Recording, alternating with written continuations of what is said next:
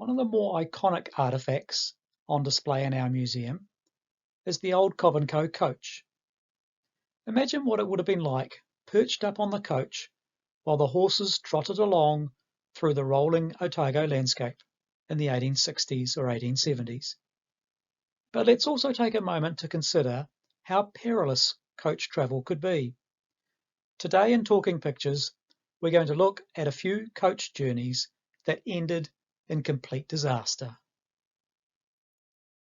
For our first story, we head to the Lake Road in Southland. This photo shows Flint's coach on the road in January 1875, waiting for the water to recede before crossing a swollen river. When the coach did attempt to cross, the water was still too high, however, and the horses were forced to swim. The horses and the coach were saved thanks to one of the passengers, who leapt from the coach to keep the head of one of the horses above water and prevent it from drowning. While these lucky travellers escaped with their lives, it was a different story 10 years earlier, in June 1865, when a coach carrying 2 women passengers capsized in a river on the Lake Road. One of the women drowned along with 2 of the horses.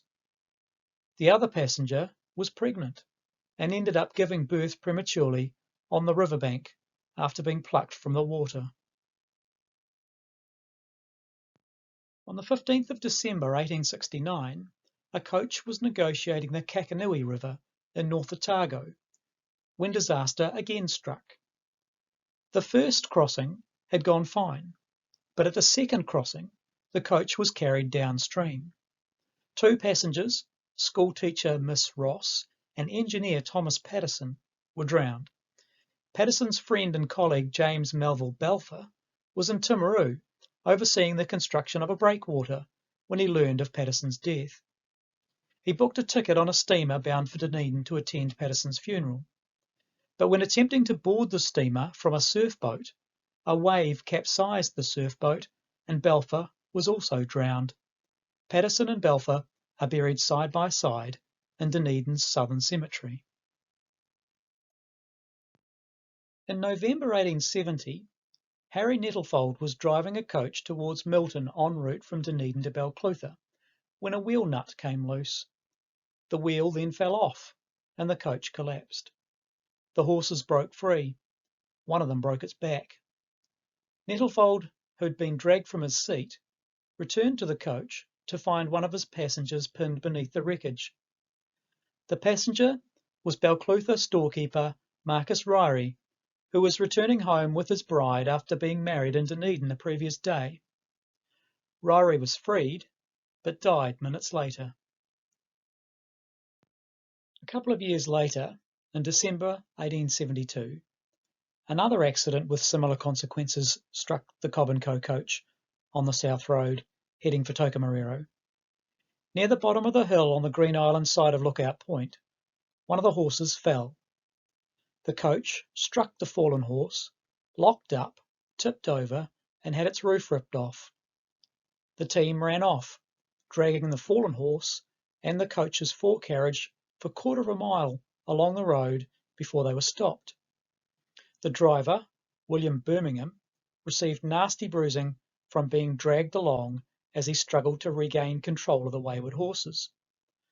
One passenger had his wrist dislocated, but the most severely injured was Baptist minister Reverend John Williams, whose injuries included a severe compound fracture of the upper left arm. The arm was soon set, but Reverend Williams passed away 2 days later.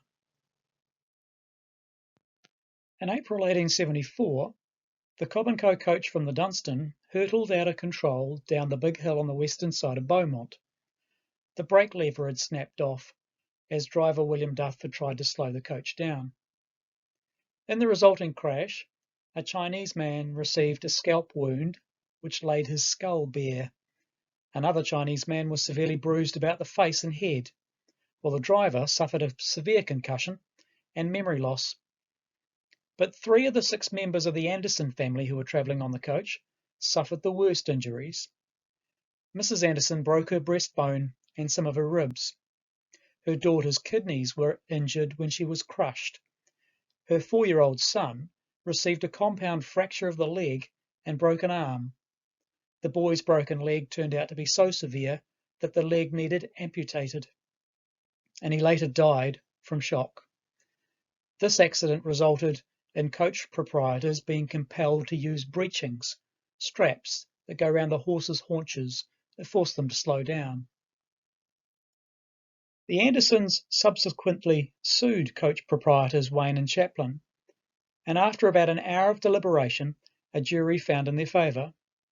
The damages were assessed at £125 plus costs.